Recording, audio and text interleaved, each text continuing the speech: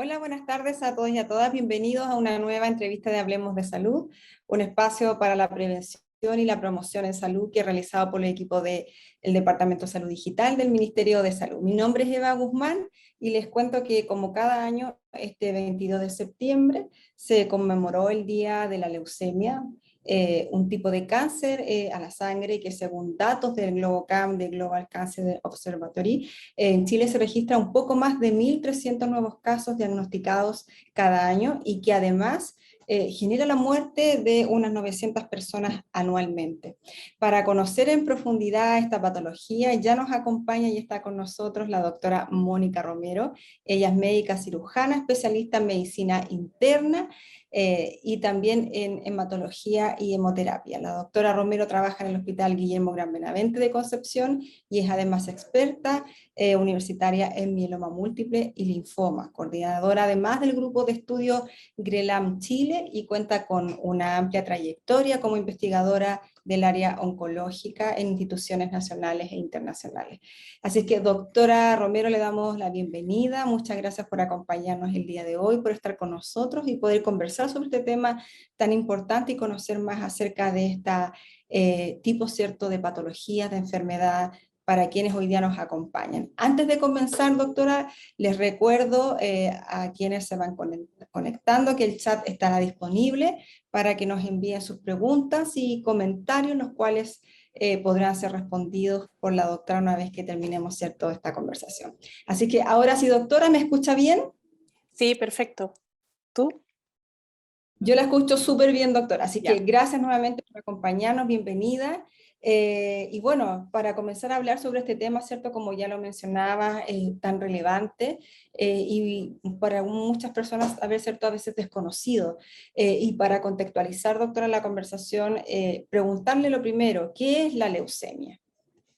Bueno, antes que todo, gracias Eva por la invitación del Ministerio y de Salud Digital para poner sobre la mesa este tema que tiene bastante desconocimiento en general en la población, porque la palabra leucemia suena muy fea, pero realmente estamos hablando de distintos tipos de enfermedades.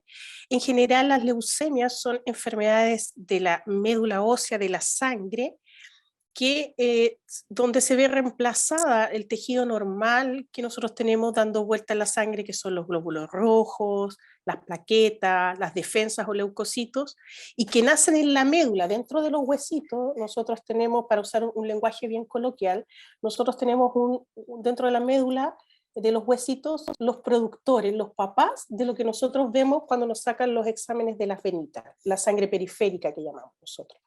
¿Ya? Estos papás que viven en la médula, la gente mayor sobre todo se acordará cuando comíamos el osobuco y había una cosita al medio que tenía llena de grasita y le encantaba a la gente comerse eso, sobre todo a la gente Sí. mayor. Bueno, esa es la médula, es la fábrica de la sangre. Ahí están los papás de todo lo que nosotros vemos acá. Dentro de esa médula viven muchas células, los megacariocitos, que van a ser los papás de las plaquetas que nosotros vemos en la sangre periférica, y que son las células que nos van a ayudar para que no tengamos sangrados, hemorragias, ¿ya? Están también los papás de los glóbulos rojos, toda la línea eritroide, que va a terminar en este glóbulo rojo que vemos nosotros en la sangre periférica y que son los que nos van a dar la hemoglobina. Por lo tanto, si eso se afecta, vamos a tener anemia. Y están los papás de los leucocitos, que son distintas células, linfocitos, mielocitos, promielocitos, monocitos, todos ellos salen luego a la sangre periférica y nos dan las distintas defensas que nos van a ayudar, como su nombre dice, a defendernos de distintas enfermedades infecciosas, bacterianas, por hongos, virales, etc. Entonces, cuando hay una leucemia, este tejido normal dentro del huesito, esta médula, se ve reemplazada por estas células malignas que nacen de estos papás. Los papás de los megacariocitos, de los glóbulos rojos, de las defensas, una de esas células se sale del ciclo normal de nacer, vivir y morir, se perpetúa, se transforma en maligna, lo que nosotros denominamos blastos, y ocupa el espacio de las células normales, las desplaza les come todo su entorno, toda la comida que tienen ahí, no las dejan reproducirse y finalmente no pueden salir a la sangre periférica en la cantidad o en la calidad en la que tienen que funcionar y no generan las leucemias donde este tejido sano se ve reemplazado por estas células malignas que son los blastos y nos va a generar los hallazgos tanto de laboratorio como la repercusión clínica que esto va a tener. Una forma muy gráfica, doctora, de entender, ¿cierto?, qué es esta patología, que como bien decía usted, a veces el nombre suena muy fuerte, muy feo, cómo la llamamos y cómo la podemos entender. Doctora, ¿cuáles son los principales factores de riesgo? Me imagino que deben existir muchos y muy variados además, que deben cambiar de persona a persona, pero de forma general, ¿cuáles son los principales factores de riesgo para desarrollar o para que una persona pueda desarrollar este tipo de enfermedad, una leucemia? Bueno, lo primero que la leucemia en el fondo es el cáncer de la sangre, de la médula ósea, ¿ya? Y como todo cáncer, hay cosas que son comunes en general. Yo pude ver otras charlas dentro de esta misma plataforma y creo que se va a repetir lo mismo que han dicho otros compañeros, tanto de tumores sólidos como de cánceres hematológicos, que tienen que ver con, por ejemplo, exposiciones a radioterapia. Personal que trabaja en unidades de radioterapia, personal que trabaja en plantas nucleares, que no es la realidad nuestra, pero que puede pasar, que se están manipulando cada vez más distintos tipos de isótopos y que es súper importante que tengan la protección de vida y que la gente la use, porque muchas veces el empleador lo otorga y la gente no la usa, como por ejemplo la protección solar en otros tipos de cáncer. Eso por un lado, la radiación. Está también el tema de los pesticidas, está también los temas, hemos visto pacientes que han estado expuestos, por ejemplo, a benceno, gente que trabaja en la construcción, que trabaja en implementación de caminos, donde se trabaja a veces con brea, con sustancias tóxicas, y no usan su protección otorgada. Bueno, tienen que utilizarla. Personal de peluquerías, que ahora todos sabemos lo formaldehído, que todas estas cosas para alisarse el pelo, tinturas, qué sé yo.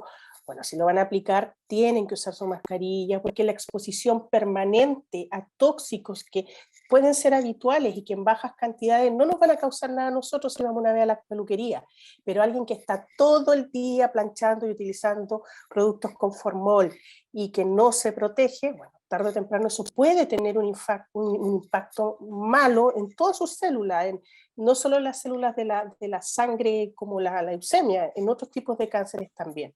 Entonces, hay muchas cosas ambientales que nosotros podemos ir teniendo como factores de riesgo, pero que también evidentemente depende de nosotros el protegernos. Ahora, hay distintas intervenciones en las empresas y las personas que están expuestas a eso tienen que usar las debidas protecciones que corresponden. Eso te diría yo a grosso modo que son como las principales como factores predisponentes que se relacionan mucho con muchos cánceres, pero la mayoría de las veces no. Yo te diría más del 90-95% de las veces no hay una causa precisa y una célula lamentablemente de nuestro cuerpo dejó de morirse, se transformó en este blasto maligno, en este blasto que ocupa el espacio y bueno, se genera la leucemia. Doctora, usted ya nos comentaba, ¿cierto?, estas formas de prevención o de protección, ¿cierto?, ambientales, y preguntarle probablemente más en particular, ¿cuáles son los factores protectores o los factores, ¿cierto?, de prevención a la hora de evitar desarrollar este tipo de enfermedades?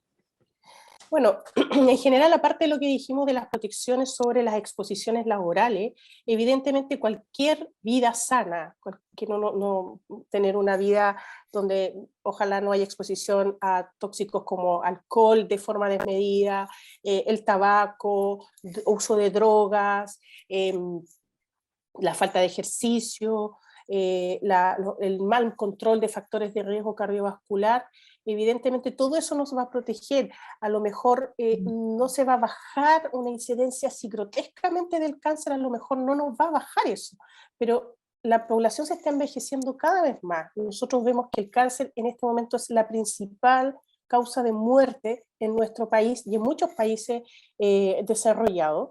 ya dejaron de ser las cosas infecciosas, también las cardiovasculares. Entonces es súper importante que nosotros, si en algún momento lamentablemente nos va a tocar tener un cáncer, lleguemos preparados de la mejor forma y con menos tóxicos encima para poder recibir el tratamiento que nos van a ofrecer y aguantarlo, por supuesto, de mejor forma. Por lo tanto, todo lo que tenga que ver con vida sana, protección cardiovascular y no echarse encima tóxicos de sobra, siempre es bienvenido para prevenir todo, pero también para llegar en un mejor escenario a las probables propuestas terapéuticas que vayamos a necesitar, específicamente en este caso como la leucemia.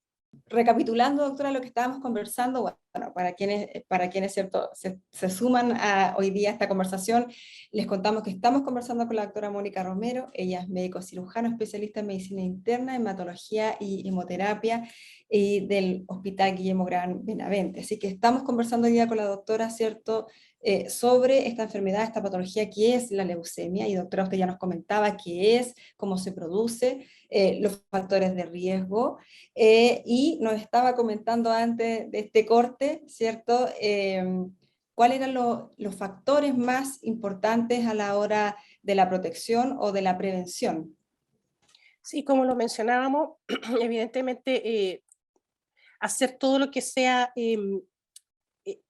prevenir la exposición laboral, o sea, usar todas las UPP, todo lo que a alguien que tenga mayor riesgo se lo otorgue, pero además lo que decíamos de tener una vida saludable, no fumar, no beber en exceso, no consumo de drogas, la actividad física, en el fondo, para si en algún momento nos toca la mala suerte, entre comillas, de poder tener cualquier cáncer, pero específicamente estas leucemias, sobre todo las agudas, y tener que recibir un tipo de quimioterapia específica de alta intensidad, lleguemos en las mejores condiciones cardiovasculares, performance status, lo que llamamos nosotros en oncología, o sea, la capacidad funcional del paciente sea la óptima para poder aguantar el tratamiento que tiene que llevar.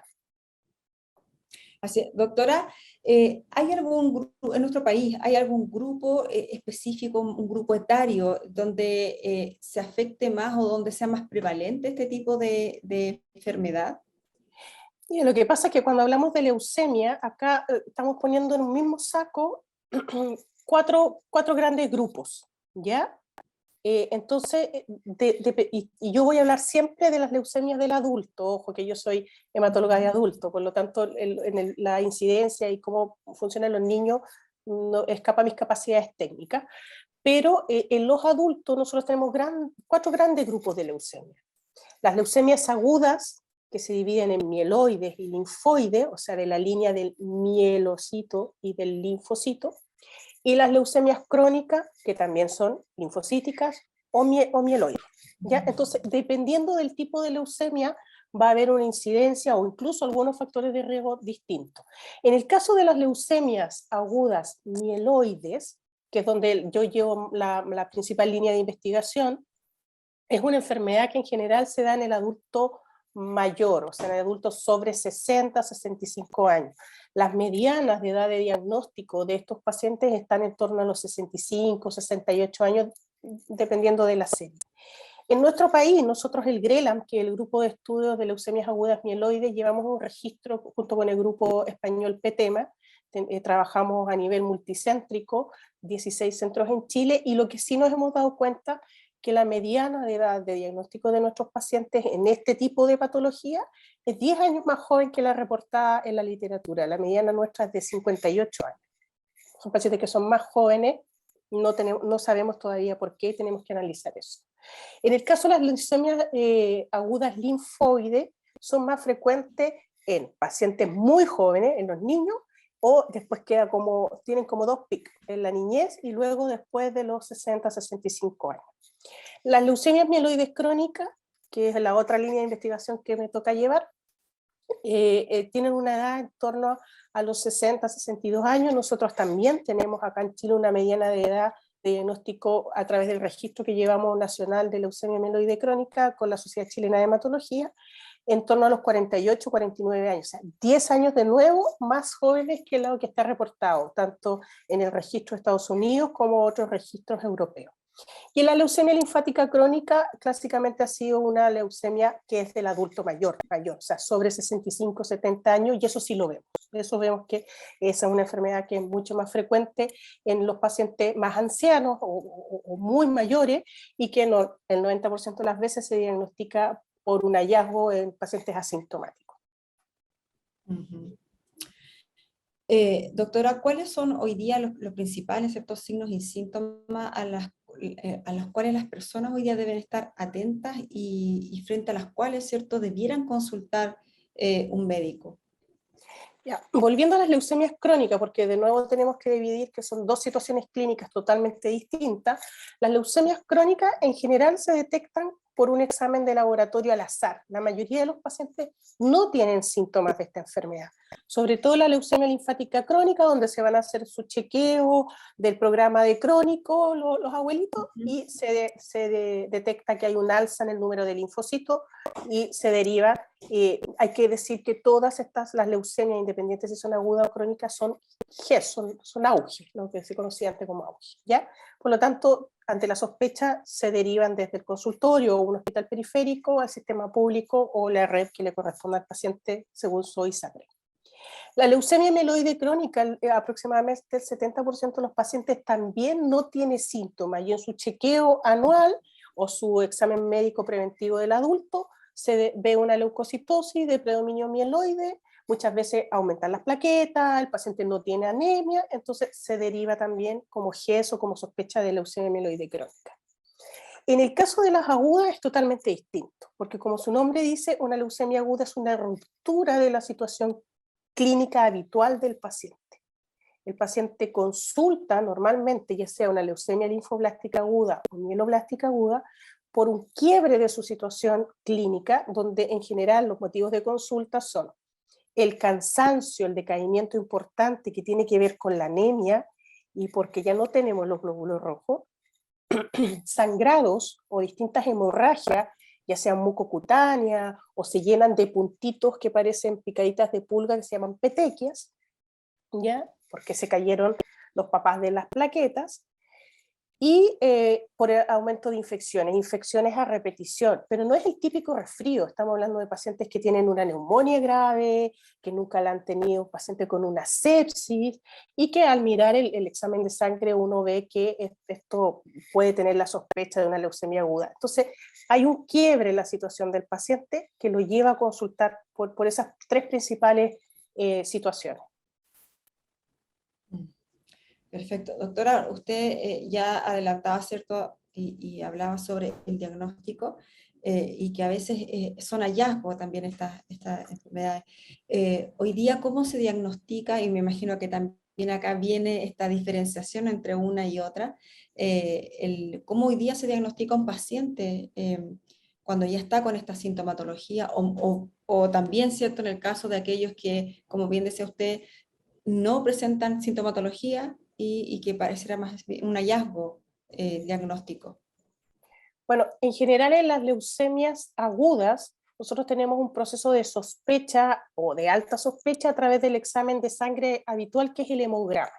¿Ya? Nosotros podemos ver distintas fórmulas, el hematólogo sabe leer de una forma muy distinta estos códigos llenos de numeritos y células y cuadraditos, donde en el fondo dice, oye, aquí esto parece una leucemia. Una, porque aparecen blastos en sangre periférica, que son estas células inmaduras, o muchas veces tenemos pacientes que no tienen esos blastos en sangre periférica, pero que claramente la fórmula de los leucocitos, la anemia, las plaquetas nos orientan a eso.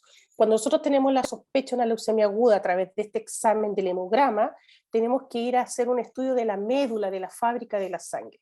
Tenemos que hacer una punción medular, que puede ser en el esternón o en la cresta ilíaca.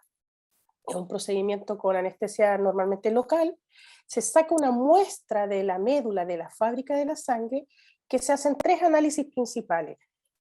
La citometría de flujo, que es una máquina donde pasa la sangre y separa las células por distintos colores y tamaños, y nos dice de qué estirpe, de qué tipo de célula es la que estamos hablando, linfoide, mieloide y el subtipo.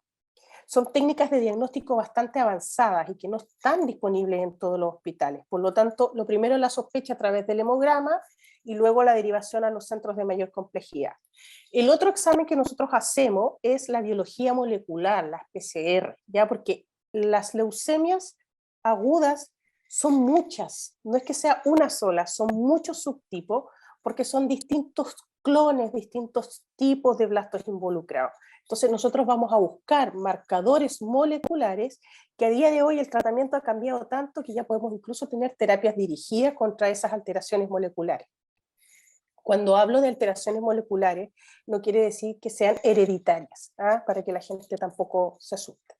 Y luego le hacemos el estudio citogenético, el cariotipo del paciente. Porque estos blastos, como son células malas que se han perpetuado, que no quieren morir, muchas de ellas tienen alteraciones genéticas específicas que incluso también pueden hacernos guiar el tratamiento. En las leucemias crónicas está también la sospecha a través del hemograma, y la confirmación se hace por la citometría de flujo, y una vez más, por ejemplo, en el subtipo de leucemia mieloide crónica, por la biología molecular, detectando la alteración en PCR de los transcriptos BCR-ABL, y que son la manifestación de la alteración genética, que es la translocación 922, que en el fondo es lo que a nosotros nos ha llevado a tener esta presentación, o sea, el 22 de septiembre. Y ahí viene esta, digamos, Exactamente. opción frente a este tipo de enfermedad. Todos los días aprendemos algo Claro, nuevo. como es en inglés, Eh, los gringos lo ponen al revés, entonces 9-22, nosotros el 22 de septiembre. Perfecto. Doctora, ya, ¿cierto? Una vez diagnosticada esta enfermedad, y aquí volvemos, ¿cierto?, a esta misma diferenciación, ¿cuál es el tipo de tratamiento hoy día frente a esta patología que a los pacientes y los usuarios hoy día pueden tener acceso, tanto, digamos, en el sistema público como en el privado? Bueno, lo primero es que recordar que esto, de nuevo, es una patología GES, por lo tanto, los pacientes tienen acceso a eso. Ahora, los accesos van a estar limitados de cierta forma por la edad y por las comorbilidades que el paciente tiene. Y ahí de nuevo venimos a tratar de cuidarnos, llegar súper bien a los 60, 65 años, para que nuestro peso de comorbilidades no nos vaya a nosotros quitar la posibilidad de acceder a un tratamiento de alta intensidad, porque no lo vamos a aguantar, ¿ya? Porque a día de hoy los tratamientos, si bien es cierto, tienen ciertos límites de edad para poder acceder a cosas muy intensivas, pero tenemos súper claro los clínicos que existe la edad cronológica y la edad física, y cada vez está más en boga el poder utilizar score de riesgo en los pacientes, más allá de solo el corte etario, ¿ya? Pero actualmente en Chile las leucemias crónicas, nosotros la patología, la leucemia mieloide crónica, los pacientes tienen acceso a los inhibidores de tirosinquinasa, que es un medicamento oral, una terapia target dirigida a esta alteración BCR-ABL que se genera por esta translocación de los cromosomas 922, y esa terapia target va a ir a bajar todos estos transcriptos, esta carga molecular, y va a transformar esta enfermedad en una enfermedad crónica, donde el paciente en general, sobre el 80%, hace una vida absolutamente normal, está años con este tratamiento, y finalmente su vida acaba por otras situaciones y no por la leucemia. Ya, o sea, aquí el cambio que hubo de enfoque, esta es la enfermedad clásica donde la intervención de la medicina y la terapia target ha cambiado radicalmente el pronóstico de vida de estos pacientes. O sea, esto es una maravilla, y que nuestros pacientes tengan acceso a estos fármacos es una maravilla mucho más. Esto es a partir del 2007, cuando las leucemias fueron GES. Entonces tenemos ahora un grupo de pacientes que son larguísimos supervivientes, porque han podido hacer su vida desde el 2007 con este medicamento, y han sido padres, han sido madres, o sea, hay un cambio pero radical. La leucemia linfática crónica también tenemos distintas opciones que va a depender de la edad del paciente, comorbilidades, etapas, que van desde no hacer nada, desde dar un medicamento oral hasta ya dar quimioterapias más intensivas, o lo que se usa actualmente, que son las terapias biológicas más dirigidas, ¿ya? En la leucemia aguda es un universo totalmente distinto, porque tiene múltiples protocolos de quimioterapia, que son en la leucemia linfoblástica aguda, en general pacientes que se les da quimioterapia de alta intensidad, Lo mismo pasa con las leucemias mieloblásticas agudas, pero hay que tener en consideración que como las medianas de edad de diagnóstico de estos pacientes son sobre los 60 años, muchas veces estamos limitados de usar estas quimioterapias de alta intensidad porque el paciente no la va a aguantar y va a terminar siendo peor el remedio que la enfermedad, como le explicamos a veces a los pacientes. También se está invadiendo mucho la terapia target, sobre todo la leucemia mieloblástica aguda, donde hay un montón de moléculas que se están desarrollando en contra de target específico que no tenemos acceso todavía de forma global en el país, pero en el caso de la leucemia mieloide aguda con la mutación FLT3, por ejemplo, que es una alteración genética, desde noviembre del año 2021 el programa de drogas de acceso de alto costo incorporó un fármaco que se llama midostaurina, que es hasta los 60 años de edad, y que es una terapia target que es de alto costo, pero que en el fondo también tiene un impacto en estas leucemias son de mal pronóstico, entonces tenemos que tratarlas de forma más agresiva y ojalá llevar a esos pacientes a la consolidación con un trasplante de médula ósea que termina siendo de otro donante. En las leucemias agudas se utiliza el trasplante de médula, pero el donante es otro, no es de uno mismo. Uno no puede darse sus propias células porque ya están los blastos en la médula, se va a dar células malas, ¿ya? Entonces, la gama de tratamiento es muy variado, va a depender del subtipo de leucemia, pero cada vez la medicina y la quimioterapia está incorporando mucho más estas drogas target, donde en general los países del tercer mundo nos vemos un poquito rezagados con el acceso, porque evidentemente son drogas de altísimo costo, pero que tienen un impacto impresionante en la supervivencia global, la supervivencia libre de enfermedad de nuestros pacientes. Estupendo. Les recuerdo a quienes se han ido conectando que estamos conversando con la doctora Mónica Romero y que el chat está disponible para que nos puedan enviar sus preguntas, comentarios, los cuales serán respondidos por la doctora al final de nuestra conversación. Doctora, usted ya lo mencionó, no sé si lo quiere recordar, pero ya no sé si ahondar mucho más en cuál es la diferencia sustancial, digamos, entre la leucemia aguda y la leucemia crónica, que ya lo había mencionado y lo ha mencionado a lo largo de nuestra conversación. Le dejo también la instancia para hacerlo, pero también quiero preguntarle, al desarrollarse la leucemia, ¿tiene algún componente hereditario? ¿Cierto? ¿Se encuentra este factor presente al momento, ¿cierto?, de presentar esta enfermedad? Bueno, con lo primero, o sea, la leucemia, volviendo un poquito a lo que hemos repetido, las leucemias son un gran saco. Las crónicas en general se diagnostican con pacientes asintomáticos. Nos estaba contando, doctor, ¿cierto?, sobre esta diferencia, lo que ya habíamos conversado entre los tipos de leucemia aguda y la crónica, y además, ¿cierto?, le había preguntado yo si existía el componente hereditario también.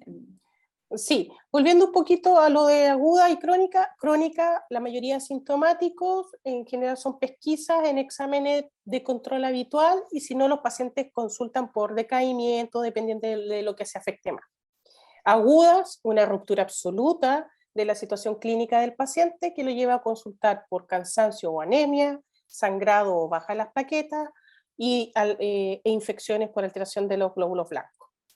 En cuanto al componente hereditario, una vez más volvemos a esta división de agudas y crónicas. En general en las leucemias crónicas, mieloide crónica o linfática crónica, en las mieloides crónicas no hay un componente hereditario, hay un componente genético, que es esta translocación 922 y la generación de transcriptos BCR-ABL. Pero eso no quiere decir que sea hereditario. En los pacientes con leucemia linfática crónica hay cierto riesgo de que un segundo familiar pudiera desarrollarlo, pero tampoco está claro si también han intervenido factores extras, como esta misma exposición a tóxicos. ¿Ya? En el caso de las leucemias agudas, la Organización Mundial de la Salud cada ciertos años va cambiando la nomenclatura y las clasificaciones. Y en las últimas dos clasificaciones nos ha complicado un poquitito la vida a los países del tercer mundo principalmente, porque existe ahora un subgrupo de neoplasias que se llaman neoplasias de línea germinal, ¿ya? Y que en el fondo son ciertas determinaciones moleculares y genéticas que podrían hacer que en un grupo familiar hubiera más riesgo de tener cierta enfermedad hematológica tipo leucemia aguda mieloblástica o linfoide. Son muy poquitos los casos y está orientado principalmente a técnicas de diagnóstico tipo NGS o Next Generation Sequencing, que son técnicas de PCR masiva, de secuenciación masiva, que no está tan al libre alcance de los países menos desarrollados. Entonces, existen ciertos subtipos que podrían tener agregaciones familiares, pero eso no es más del 5%, o sea, el 95% de los pacientes en general, el que yo tengo un familiar con leucemia no significa que estoy condenado a tenerlo o que voy a tener 100 veces más riesgo. Específicamente hay estos subtipos de neoplasias de línea germinal que nos han venido a complicar un poquito a los clínicos y que no tenemos el acceso para poder diagnosticar ese tipo de enfermedades, pero vuelvo a insistir que son casos muy rebuscados. Súper claro, doctora. Doctora, nos preguntan, ¿es cierto que existen distintos tipos de leucemia en los adultos y en los niños? Sí, como lo comentaba los niños, yo no me voy a meter, pero es más o menos lo mismo, pero técnicamente yo puedo hablar de adultos, pero sí, como lo comentamos, agudas crónicas, las principales, mieloide crónica, linfática crónica, existen otros como la leucemia de tricoleucemia o de células peludas, que tienen nombres muy simpáticos, pero que no son tan simpáticas para los pacientes, etcétera. Y las leucemias agudas, que están principalmente en la división entre linfoblástica, mieloblástica, y estas mieloblásticas son muchos subtipos, entre ellos un subtipo específico que es la leucemia promielocítica aguda, que los pacientes se curan, sobre el 85% de los pacientes se curan de su enfermedad con quimioterapia, y dentro de están también las leucemias agudas bifenotípicas, o sea, es que de verdad la cantidad de información que a diario tenemos que ir actualizando los hematólogos en torno a todas estas subclasificaciones genético-moleculares, de citometría de flujo, bueno, nos tienen todos los días estudiando. Bueno, gracias a eso, ¿cierto? Hoy día tenemos todas estas opciones de tratamiento también que usted ya nos comentaba. Doctora, para ir cerrando ya esta conversación, algo que no le hayamos preguntado, algo que usted quiera reforzar, que no hayamos mencionado durante esta conversación y que le parezca a usted importante mencionar y recalcar o destacar, ¿cierto? Sobre todo, ¿cierto? De esta enfermedad que hoy día estamos conociendo. Mira, dos cosas puntuales. Uno, lo primero es comentar acá en este espacio que la posibilidad que hemos tenido nosotros como grupo chileno de hematólogos de investigar en torno a la leucemia mieloblástica aguda y leucemia promielocítica a raíz de la invitación de participar de grupos internacionales, que creemos que es un hito para nuestra realidad nacional, porque como lo han mencionado otros compañeros en otros foros, es súper difícil investigar en Chile, ¿ya? Y por lo tanto, el tener nosotros nuestra realidad en torno a los pacientes adultos con leucemia aguda mieloblástica es un privilegio. Como les mencionaba, tenemos casi 900 pacientes en el registro analizado y eso nos permite tener una información que es tremenda. Bueno, eso, en el fondo tener datos nuestros de casi 900 pacientes es un tremendo privilegio y aprovecho este espacio para agradecerle principalmente a los pacientes. Sin ellos nosotros no podríamos tener estos datos, estos son trabajos que están bajo toda la normativa ética que corresponde a nuestra legislatura, por lo tanto les agradezco tremendamente a los pacientes el aceptar compartir sus datos bajo el marco del consentimiento informado y del cuidado de sus datos. Aprovecho a agradecerle a los compañeros de los 16 centros que están reclutando pacientes y aprovecho de comentar que los datos han sido publicados ya en varios congresos y que nos ha permitido tener por primera vez datos que son nuestros, que creo que es una de las grandes falencias en todo, en la medicina y en muchas cosas, el tener datos chilenos y no estar siempre presentando las realidades de los gringos o de Europa, cuando en el fondo la nuestra es totalmente distinta. Y eso nos ha permitido a nosotros como grupo de hematólogos y como grupo científico poder plantear ciertas mejoras que esperamos que poder reunirnos en algún momento con el ministerio, mostrar la estadística nacional, que además es muy objetiva porque tiene incorporado pacientes públicos, privados y de las Fuerzas Armadas. Entonces, hago la invitación también al Ministerio de, cuando nos quieran citar, estamos absolutamente disponibles siempre para trabajar en la mejora de nuestros pacientes. Aprovecho también de agradecer a las familias, porque estas son enfermedades que a veces son duras para llevar para el paciente, pero también para todo su entorno familiar, que no está preparado muchas veces para tener que dejar a su familiar 30, 40 días hospitalizado por una quimioterapia de alta intensidad y no poderlo ver. Fue muy duro durante la pandemia. Entonces, las familias tienen mucho que ver en esto y se les agradece todo el apoyo que dentro de sus posibilidades pueden dar. Y reforzar que cada vez se pongan más en el escenario estas enfermedades hematológicas que son muy desconocidas en general para la población, pero también para muchos de nuestros colegas, y sacar un poquito, sacudir la imagen de que cuando tú le das un diagnóstico hematológico de este tipo a un paciente está todo perdido. Creo que tenemos mucho que ofrecer a día de hoy. Por supuesto, en cualquier sitio del mundo mucho que mejorar, en nuestro país también mucho que mejorar, pero las opciones terapéuticas en algunos subtipos como las leucemias mieloides crónicas están a nivel del primer mundo, y obviamente hay que invertir siempre en la formación de todo el equipo de salud que va a intervenir sobre estos pacientes. Así es. Doctora, le agradecemos enormemente su tiempo, el que ha compartido con nosotros, ¿cierto? Le pedimos disculpas nuevamente por estas No. interrupciones, ¿cierto? De la conexión que hemos tenido durante esta conversación. Así es que agradecemos a nombre de todo el equipo hoy día el haber conversado con usted, ¿cierto? Y haber podido conocer un poco más sobre este tema, ¿cierto?, tan importante para nuestra salud. Les comento también que podrán acceder a la grabación de esta entrevista con la doctora Romero en los próximos días a través de nuestro canal de YouTube, donde todas las preguntas, ¿cierto?, y las respuestas que la doctora nos ha dado el día de hoy van a estar disponibles para poder volver a revisarlas. Así es que compartimos también nuestras redes sociales para que nos sigan, nos conozcan y puedan, ¿cierto?, acceder a todos nuestros contenidos. Así que, doctora, muchas gracias nuevamente a nombre de todo el equipo del Departamento de Salud Digital, y les deseamos que tengan una muy buena tarde.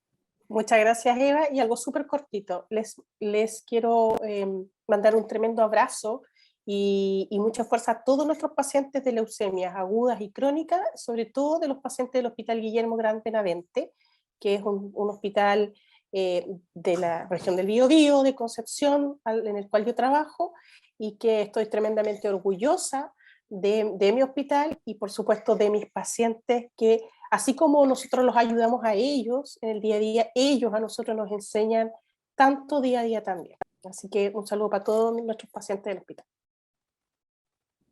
Nos sumamos también a esos saludos, doctora. Así que tenga una excelente tarde, doctora. Muchas gracias por todo y también Gracias. gracias a todos los que se conectaron hoy día con nosotros. Chao, chao. Chao, gracias.